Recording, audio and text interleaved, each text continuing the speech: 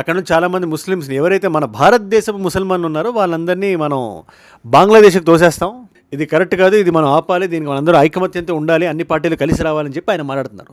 ఇది బంగ్లాదేశ్కి ఇవాళ వచ్చిన సమస్య కాదు, ఇవాళ వచ్చిన డిసీజ్ కాదు అది. అండ్ ఇక్కడ 4 సిచ్యువేషన్లు అయ్యే అవకాశం ఉంది. సినారియో నెంబర్ 1, ఒక స్టేబుల్ కోలేషన్ గవర్నమెంట్ ఏర్పడటం. ఇది చాలా హై లైక్లీ ఛాన్సెస్ ఉంది. ఇన్ఫ్యాక్ట్ నేను ఒక 1.5 years బ్యాక్ నేను వీడియో చేశాను. నేను విజయ్ గారు ఫస్ట్ స్పీచ్ చేసినప్పుడు ఆ రోజు నేను మాట అన్నా. ఇవాళ నేను వీడియో షూట్ చేస్తున్న టైంకి కొద్దిగా లేట్ అయింది. విజయ్ గారు గవర్నర్ని కలిశారు, లోయల కాలేజ్కి వెళ్ళారు, విన్నింగ్ సర్టిఫికేట్ తెచ్చుకున్నారు, దాన్ని బయటికి చూపించారు, జనాలు కేరింతలు కొట్టారు. May 7th ఆయన సీఎంగా ఓత్ టేకింగ్ సెరమనీ ఉందని చెప్పి అఫీషియల్గా కన్ఫర్మేషన్ ఇచ్చారని చెప్పి మాట్లాడుతున్నారు. You were detailing a little bit of what TVK or how TVK rather has reached out to the governor, staking claim to power. ప్యారలల్గా డిఎంకేకి సంబంధించిన నాయకులు కానీ ఏడీఎంకేకి సంబంధించిన నాయకులు కానీ అందరం చెప్పట్లేదు. కొంతమంది మెజారిటీ ఫామ్ అవ్వలేదు కదా టీవీకే, 108 సీట్స్ మాత్రమే కదా గెలిచింది, వాళ్ళు ఎలా గవర్నమెంట్ ఫామ్ చేస్తారు, విజయ్ గారిని ఎలా సీఎం చేస్తారు అనే క్వశ్చన్ లేవనెత్తుతున్నారు. ఒక జెన్యూన్ కన్ఫ్యూజన్ ఏర్పరచడానికి చూస్తున్నారు. విజయ్ గారు నిజంగా సీఎం అవుతారా లేదా, 7th రోజున ఓత్ టేకింగ్ సెరమనీ ఉంటుందా లేదా అని చెప్పి. ఎందుకంటే everybody is confident including Vijay గారు. సో ఇవాళ దాన్ని మనం కొంచెం జూమ్ ఇన్ చేసి టెక్నికలీ మన భారత రాజ్యాంగం మనకి ఏం చెప్తుంది, ఇలాంటి సిచ్యువేషన్ వచ్చినప్పుడు ఒక సింగిల్ బిగ్గెస్ట్ పార్టీ ఎమర్జ్ అయ్యి అది హాఫ్-వే మార్క్ దాటినప్పుడు ఎటువంటి సిచ్యువేషన్స్ విజయ్ గారు ఫేస్ చేయాల్సి ఉంటుంది. And also west Bengal elections గురించి మాట్లాడమని చాలామంది నన్ను అడుగుతున్నారు. మాట్లాడదాం, దాని గురించి మనం మాట్లాడదాం. కానీ మన దేశం లోపల ఒక ఎలక్షన్ జరుగుతుంటే పక్క దేశం మనకన్నా ఉత్కంఠగా వెయిట్ చేస్తూ అసలు అక్కడ ఏం జరుగుతుంది, ఎవరు గెలుస్తున్నారు అని చెప్పి నిన్నటి నుంచి ఆ దేశం తెగ హడావుడి చేస్తుంది. అదే బంగ్లాదేశ్. అఖ్తర్ హుస్సేన్ అని చెప్పి ఆయన చాలా పెద్ద నాయకుడు, బంగ్లాదేశ్కి సంబంధించి. ఆయన పార్లమెంట్లో నిలబడి, లేదు ఈ ఎలక్షన్ మనం చాలా జాగ్రత్తగా గమనించాలి, రేపు పొద్దున్న, ఇది ఆయన లాజిక్, దీనికి నాకు ఎటువంటి సంబంధం లేదు. ఆయన వెస్ట్ బెంగాల్లో కానీ రేపు కొంచెం అటు ఇటు అయి గవర్నమెంట్ కానీ మారితే ఇది ఎలక్షన్ రిజల్ట్ ముందని చెప్పారు.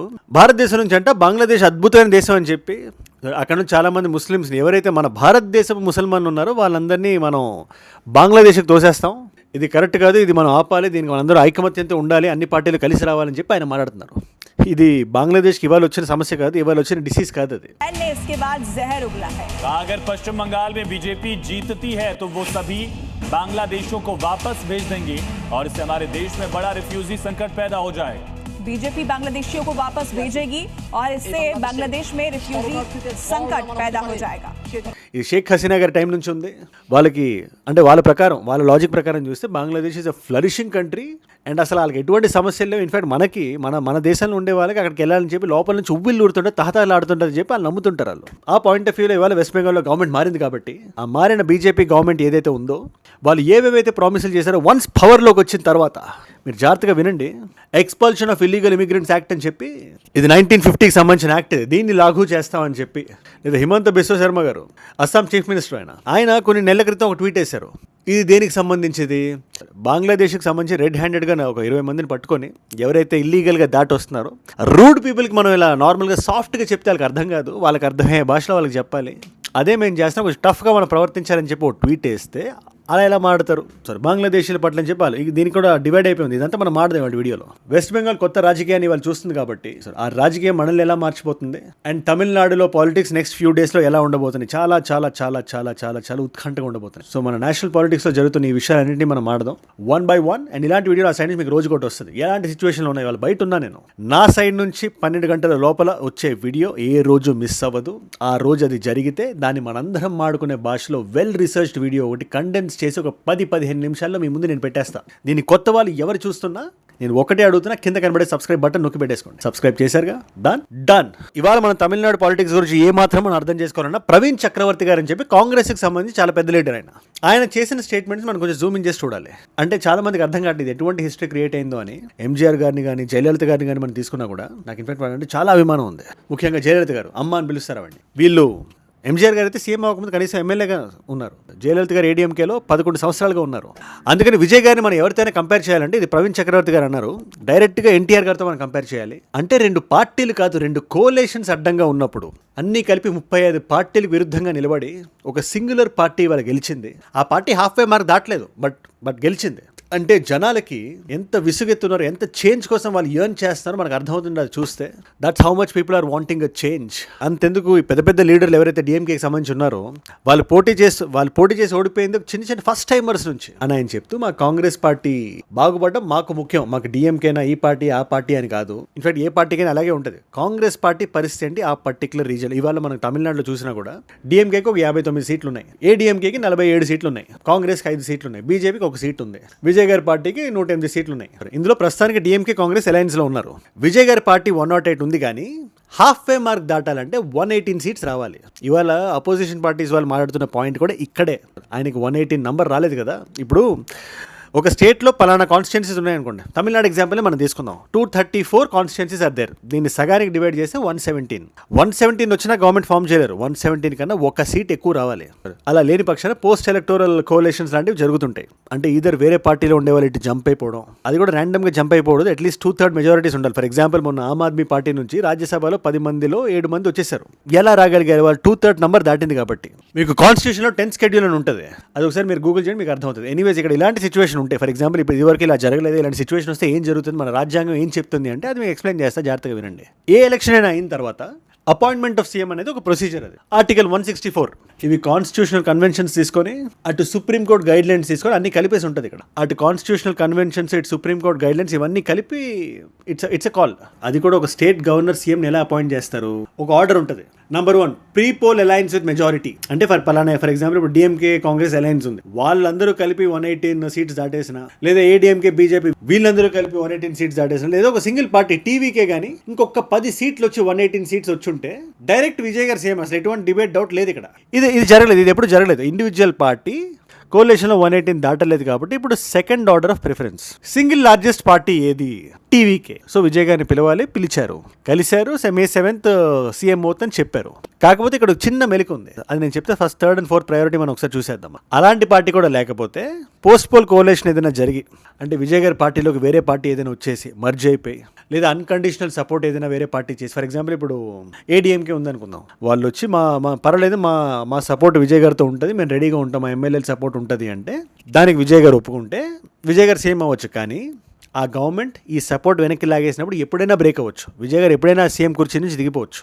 ఇకపోతే 4వది minority government outside support. ఇదంతా జరగని పని, ఇది చాలా rarest of the rare case. ఇక్కడ సిచ్యువేషన్లో నంబర్ 2 విజయ్ గారు ఉన్నారు ఇక్కడ ఈ ప్రిఫరెన్స్లో, కాబట్టి ఆయన పిలిచారు. అండ్ ఇక్కడ 4 సిచ్యువేషన్లు అయ్యే అవకాశం ఉంది.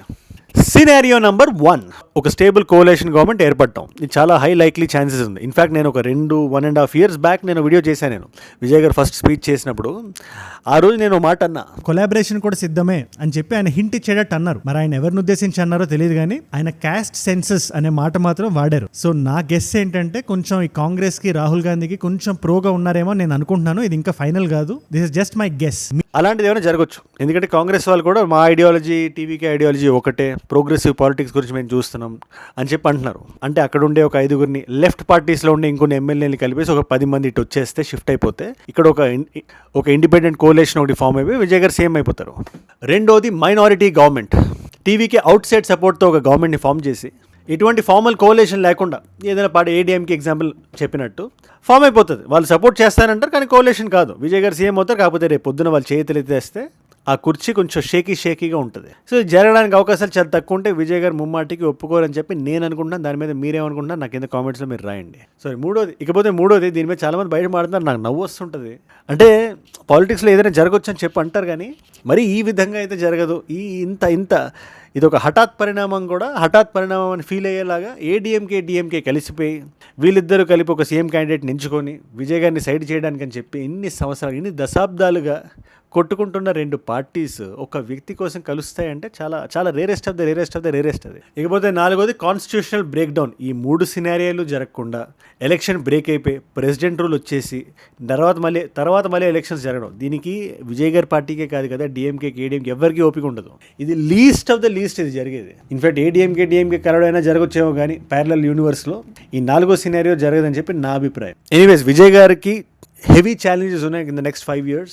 I strongly hope that he should emerge as a very very competent leader. ఇకపోతే మన వెస్ట్ బెంగాల్ మనం వస్తే దాని గురించి సెపరేట్ వీడియో మనం ఖచ్చితంగా మనం మాట్లాడాలి. అక్కడ చాలా జరుగుతుంది. మమతా బెనర్జీ గారు దీదీ అంటారు ఆవిడ నేను ఒప్పుకోను, నేను రిజైన్ చేయను, నేను సీఎం, ఇంకా నేనే సీఎం అని చెప్పి ఆవిడ అంటున్నారు. Banerjee refuses to step down as Bengal's chief minister. She has denied the procedure that ఏమో మరి అంటే దీని మీద ఎలా రియాక్ట్ అవ్వాలో కూడా I don't know how to react. But ప్రస్తుతానికైతే ఆవిడ అలా అంటున్నారు, ఏదో జరిగింది, ఆ జరిగిన దానికి నేను ఒప్పుకోను, నేనే సీఎం. ఎనీవేస్ చూడాలి దానికి సంబంధించి ఏం జరుగుతుంది. I want to see what is going to happen. ఇది ఎలా అన్ఫోల్డ్ అవుతుంది నాకు చూడాలని ఉంది. ఈ పర్టికులర్ టాపిక్ మీద ఏమైనా నేను మాట్లాడే ముందు దీని మీద మీరేమనుకుంటున్నారు నా కింద కామెంట్స్లో మీరు ఖచ్చితంగా మీరు రాయండి. ఇవాల్టి మల్టిపుల్ చాయిస్ క్వశ్చన్ హిస్టరీకి సంబంధించి మనం మాట్లాడదాం. బ్యాటిల్ ఆఫ్ ప్లాసీ అని చెప్పి వెరీ వెరీ ఫేమస్ బ్యాటిల్. అది ఏ సంవత్సరంలో జరిగింది? Option A 1751, option B 1757, option C 1781, option D 1789. మీకు సమాధానం తెలిస్తే కింద రాయండి. తెలుసుకుందాం అనుకుంటే ఇన్స్టాగ్రామ్కి వచ్చేసేయండి. అక్కడ అజయ్ ఫ్రామ్ ఏజూడ్ అని ఉంటుంది. అజయ్ ఫ్రామ్ అని రాయండి. It's verified profile, tick mark ఉంటుంది. 1+ మిలియన్ ఫాలోవర్స్ ఉంటారు. మీరు టక్ అని వచ్చేయచ్చు. అక్కడ ఇలాంటి వీడియోస్ని రీల్స్లో చూడొచ్చు. నా లైఫ్లో నా చుట్టూ ఏమైనా జరుగుతున్నా మీరు డెఫినెట్గా. అండ్ ఇలాంటి వీడియోస్ నా సైడ్ మీకు డైలీ వస్తాయి. Definitely do not miss these videos. అలా మిస్ అవ్వకుండా ఉండాలంటే మీరు ఏం చేయాలండి? కింద కనబడే సబ్స్క్రైబ్ బటన్ నొక్కి పెట్టేసుకోండి. ఎటువంటి సిచ్యువేషన్లో ఉన్నా 1 వీడియో డెఫినెట్గా ప్రాణం పెట్టి నన్ను పని చేసేలా మీరు చేస్తుంది మీరే. మీకోసం నేను వీడియోస్ పెడుతున్నాను ఇక్కడ.